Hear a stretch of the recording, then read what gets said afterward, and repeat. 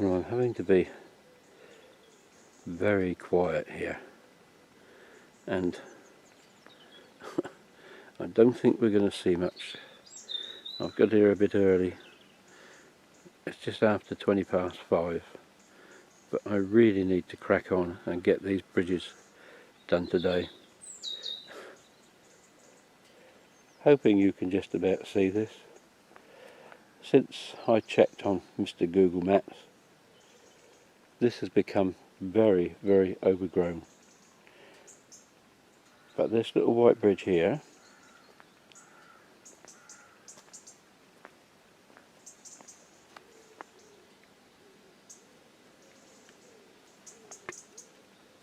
you might just hear the sound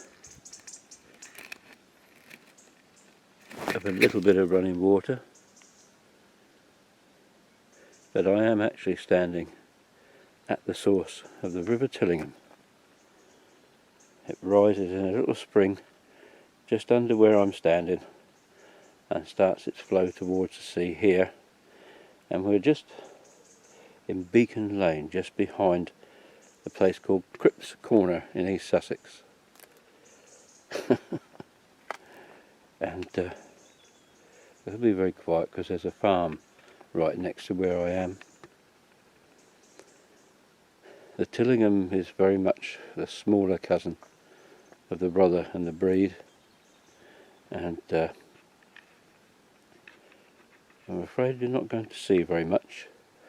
So let's move on, try and get a bit more light next time.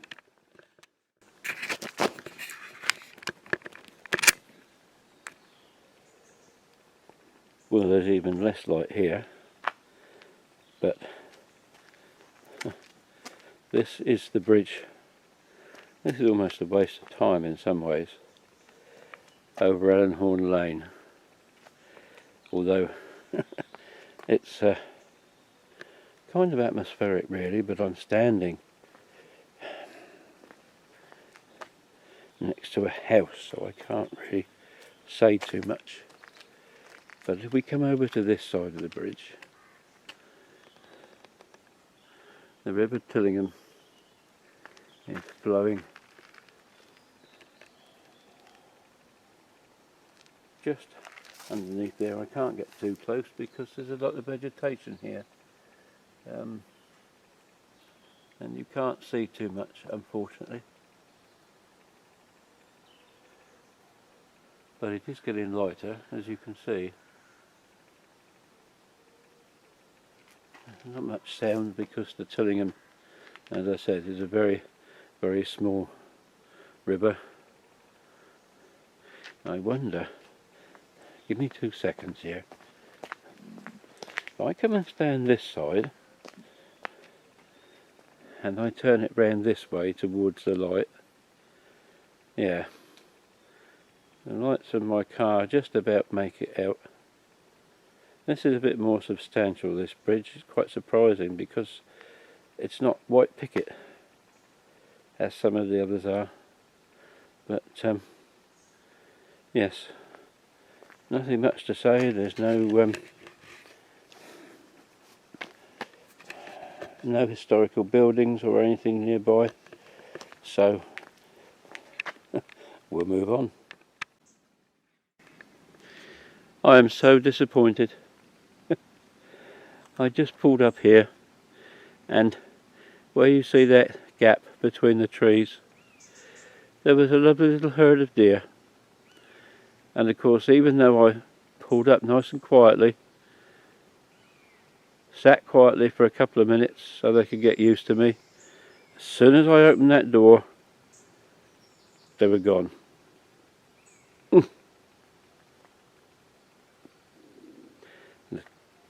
Off up round the corner. I don't know, I'm going to walk up here a little bit. Don't know how much visibility I'm going to get, or whether... Now look, that hedge is too high. They might come back, we'll see. But they've got my scent now, so... But at least we've got a bit more light and I can talk a bit more now. So first of all, apologies if the first two bits of this video are very, very dark. There wasn't much light down here. The River Tillingham flows through probably some of the most rural and out of the way parts of East Sussex here, and the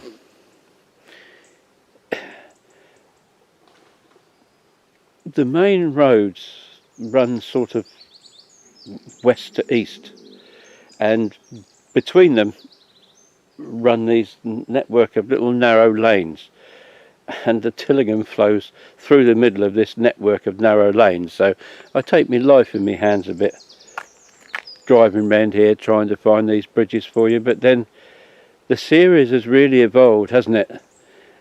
The original idea I had was the bridges, the search for the bridges of the three rivers of Rye, developed out of an idea about 5 bridges of the breed. But it's become more organic than that. As I've gone on, I've realised that just the bridges themselves ain't going to be very interesting for you. So it's evolved into a visit. If there's a small village, if the bridge serves a village or something like that, or there's something historic nearby, we go and visit those as well. And I found, especially with the Rother, that I've needed to involve the history of the river a lot more. There's not much history to the Tillingham. It remains, or it always was and remains, a very small little river. Hasn't got any great importance as far as trade or anything is concerned, though, as I will explain a little bit later on. There was some business, but not very far inland. It's always been a very small little river rising from that spring up at Cripps Corner, and from another one just a little further up at Stablecross, which I couldn't get to because it's on private land. And then, as I say, it flows through these trees and woodland until it gets out into somewhere a bit more open later on. You see, the sun's not up yet. It's only 5:30, 20 to 6. We've definitely lost that early morning light, and I think for future filmings I'm just going to have to bite the bullet and come out a little bit later and accept the fact that people are going to be coming out to work. I do need to say one more thing about the Rother. Now, I was talking about, it went on for great length, didn't it? When I was up at the Blackwall Bridge, I was talking about the pumping stations, and I forgot to mention one quite important thing.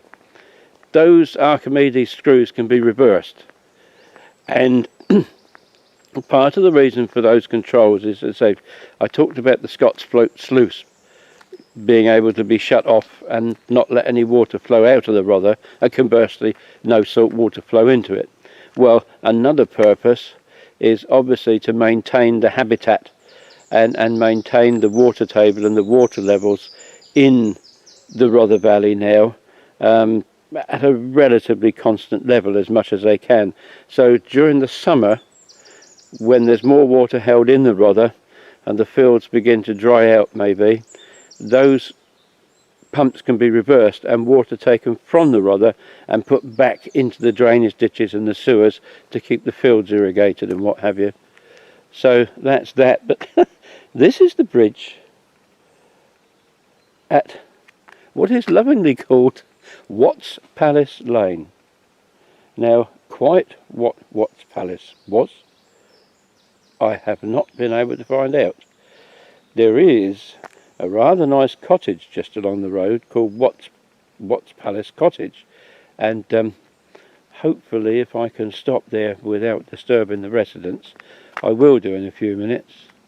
I just noticed a bit further up they got some new trees planted with protective sleeves around them, so this is obviously a very regular deer run.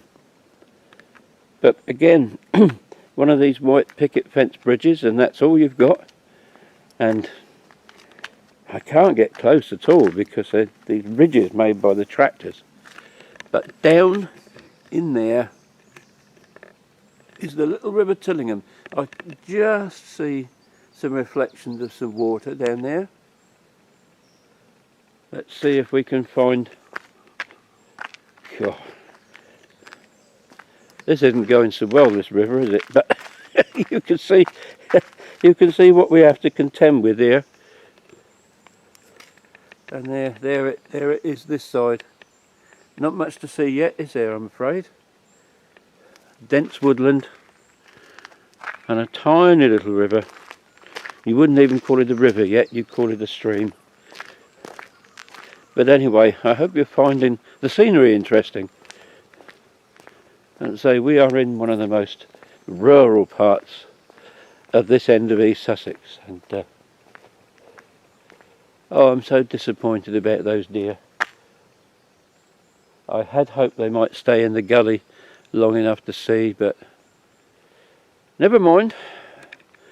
We move on. I'll see if I can find Watts Palace Cottage for you. I hope you're enjoying the bird song. They're still a bit...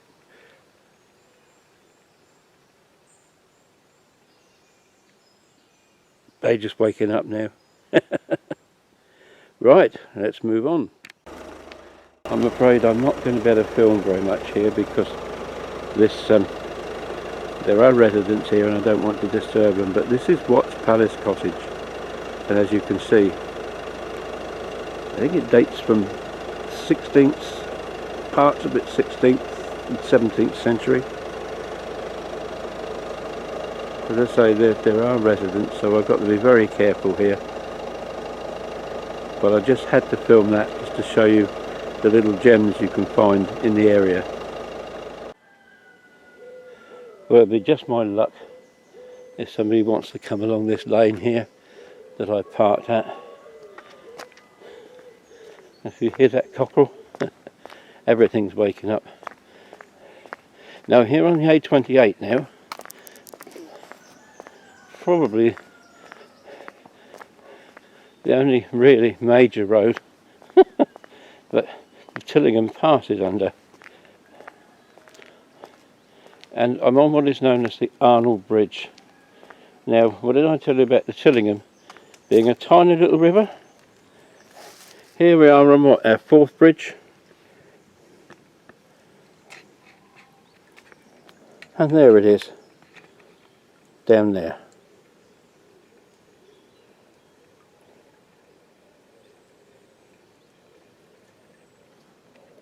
Tiny little thing, isn't it? That's a noisy cockerel in the background.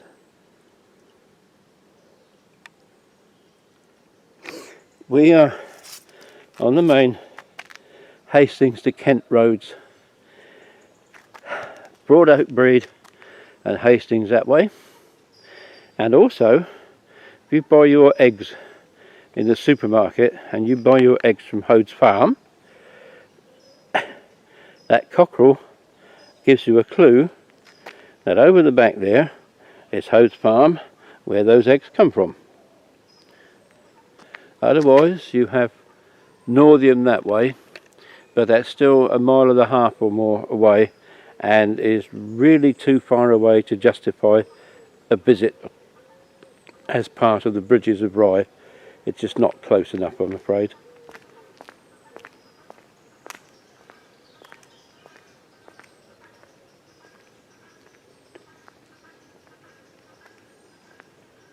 Can you hear that goose?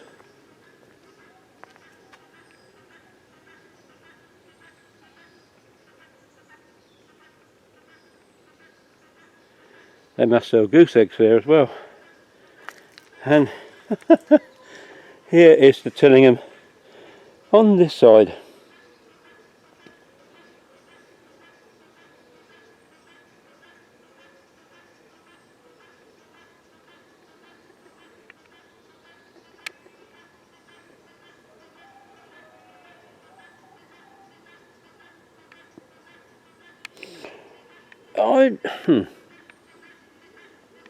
I suppose I should know really at my age, but I'm wondering if that's a gander.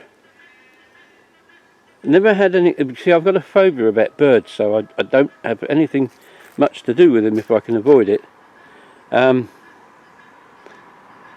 So I'm now standing here wondering to myself, do the ganders who have their gooses with them, hens, whatever you call them, do they do the same thing in the morning as the cockerels do? Well, I've been doing a bit of research at home, and I've actually found out that the sound that we're listening to is actually Canada geese. And taking a much closer look at the maps of the area, it would seem that there is quite a big pond or lake just down behind the Hodes farm where they have the chickens for the eggs.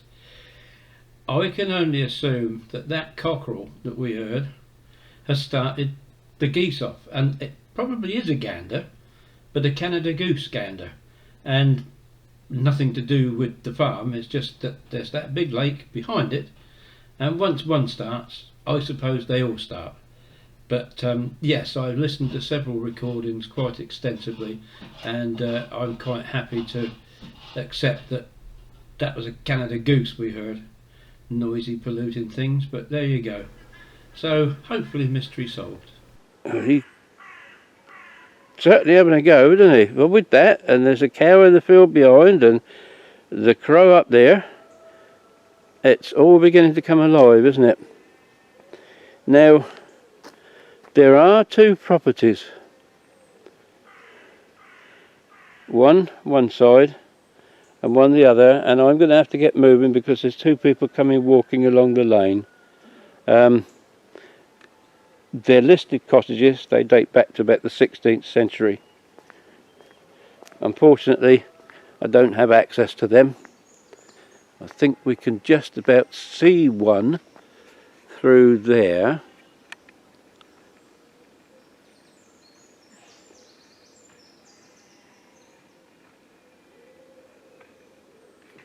But that's about the best we can do.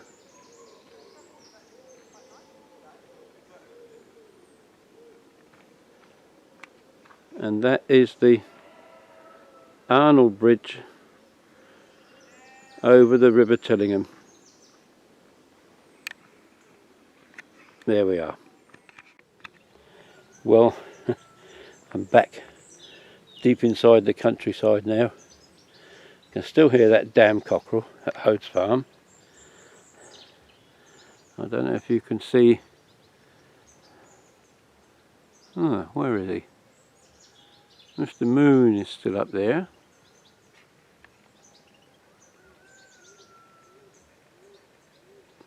Oh yes, there he is.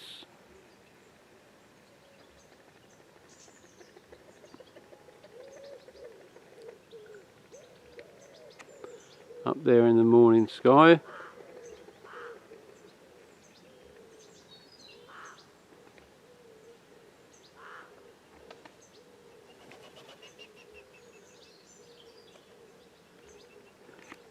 Now, I'm in Furnace Lane. I suppose I've got to be a bit careful here because people will be beginning to get up ready for work now, and these narrow lanes won't be very nice to drive on in about half an hour or so, so I better get my skates on. But I'm just walking back here. This is where the Tillingham actually splits into two for a section and then joins up again further down, and I'm wondering if one of them might have been some kind of a mill race at one time. And I'll tell you why, because this is Furnace Farm. Now, probably the only major industry, if you could call it that the Tillingham ever had. Why it was out here, I don't know. But the Beckley furnace and ironworks was here, and the Tillingham was used to power the bellows for the ironworks, and they made cannon for the Royal Navy until about the late 18th century. What, 1770, something like that. And this is the bridge over the other little bit. I feel as though I'm shortchanging you actually, because there's still nothing much to see. This is rather quiet down there. One wonders how the flow was ever big enough to power the bellows. Well, that's interesting. East Sussex County, I don't know if you can see that if I come round the corner, East Sussex County Council have imprinted on the post for the bridge. I've never noticed that before. There's another one. Look at that. That's an interesting little touch. What was I saying? Yeah. How ever got that? I don't know. Anyway, when the ironworks closed, see, there's absolutely no sign of it now, and yet looking straight ahead, that's where it was. It was in that corner there. It was replaced by I can't think what replaced it now. I'll have to add a little subtitle over this to tell you what it was, but it was whatever that was burnt down in about 1900. God, what replaced it? No, it's gone. The perils of working without a script. Anyway, yeah, so the Tillingham was only ever really navigable for about 3 miles inland, and there were a couple of farms, Leeson Farm and another one further down that had little jetties, loading stages, that kind of thing. Although I hardly think the Tillingham was very big even at that stage. It certainly wasn't up here. But that's really the only important industry the Tillingham had. Until you get actually down into Rye, a little bit more activity down there, but I'm getting a bit premature now, so that will be in the last episode or two, if you like, when I bring it all together. So anyway, this is the bridge on Furnace Lane, and just a little bit of information about the Beckley furnace and the Beckley Ironworks. As I say, cannon, I don't know where they were loaded onto the river, whether they had to be taken by horse and cart or something like that down to the nearest loading stage. I don't think the river was ever that wide, even up to this point. But as they say, stranger things have happened at sea, and as the sun is beginning to come up, and it's getting later, I thought it would be up at 6 o'clock, but no, it's not even 10 past yet, and it's still not up properly, and you just see the mist beginning to rise off the fields there. But we're now, what, 25th of August, and the smell of the air has changed. The look and feel has changed. We are definitely getting a more autumnal feel to the mornings now. Not had a summer this year really. So whatever filming I've been able to do, I've been very, very lucky. Anyway, I've got one more bridge to visit this morning, so let's go and find it. Well, I've got to find something different to start with instead of well. We are at my final visit for this morning's filming. We're at the bridge over the River Tillingham on 100 House Lane, and I won't need to put in a caption because I have remembered what the Beckley Ironworks and Furnace became, and it was a watermill. which, as I said, burnt down in about 1900.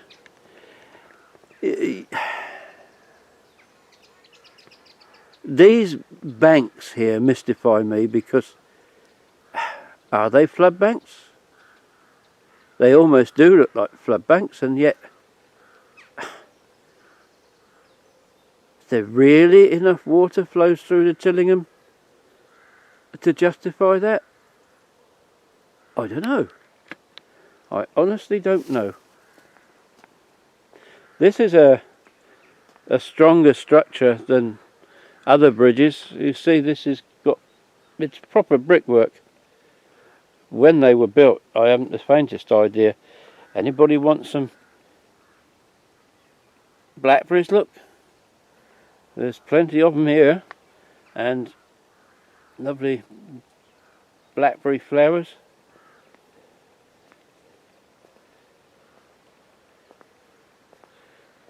I don't know what that is right in the fields over there.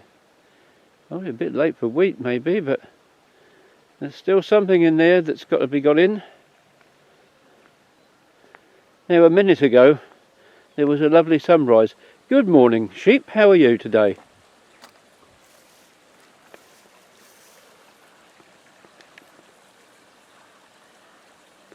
And off they go, look. There you see, and you can hear the Tillingham flowing.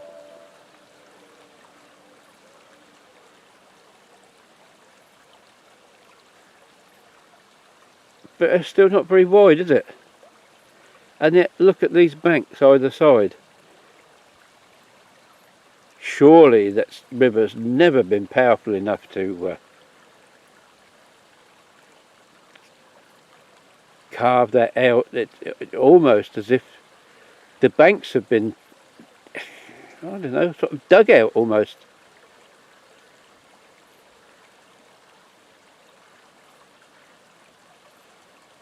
Or are we actually looking at what was the original height of the Tillingham? I mean, this bridge hasn't been here. Obviously it was built after the ironworks had gone, but all the while the ironworks were still here, could the Tillingham have been literally up to the top of the banks?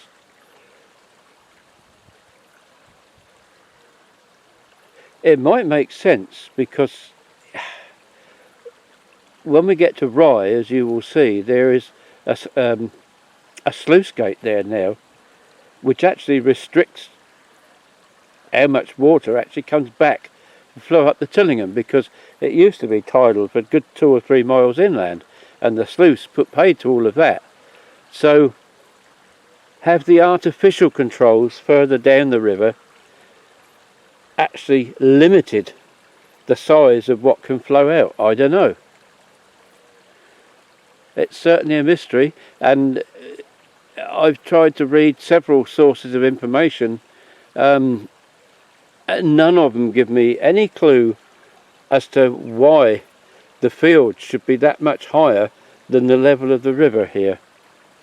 Except, of course, all three, the Rother, the Tillingham and the Breed, are actually below sea level for a good few miles inland.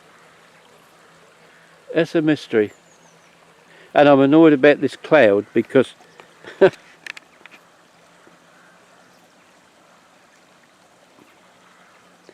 that's where the sun's rising this morning, and when I pulled up it was a lovely sunrise, and now this cloud is coming over, and I'm afraid on this video you're probably not going to get much in the way of sunshine at all.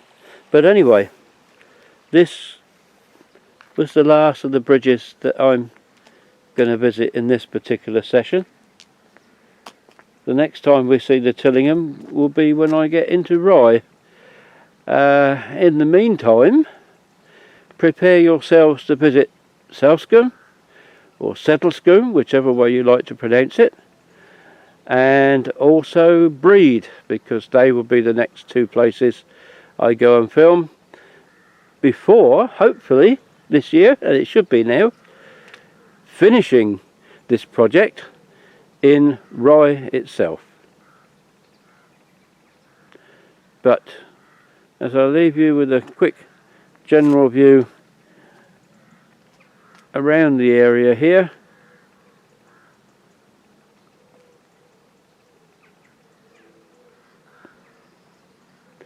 I will say good morning from 100 House Lane, which is just 2 or 3 miles down the road from Rye, over that hill there. And I'm going to go home and have some breakfast.